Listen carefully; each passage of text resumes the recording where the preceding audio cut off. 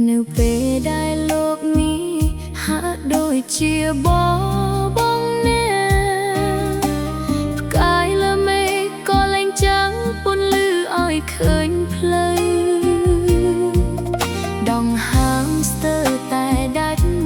ភាពលំបាកតាមមកក្បែរតែក្នុងចិត្តដែលតស៊ូនៅតែមានភ្លើងក្តីសង្ឃឹម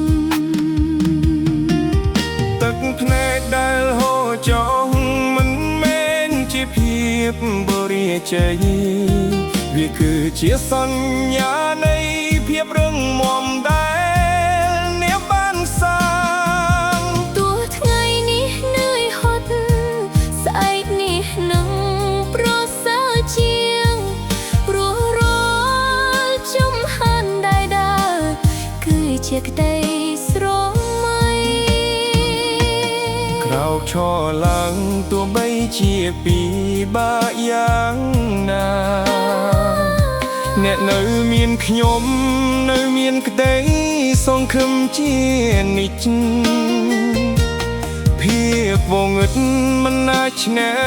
ពន្លឺនៃបេះដូងអ្នកបានទេតស៊ូទៅមុខទៀតដើម្បីថ្ងៃដ៏ស្រស់ស្អាត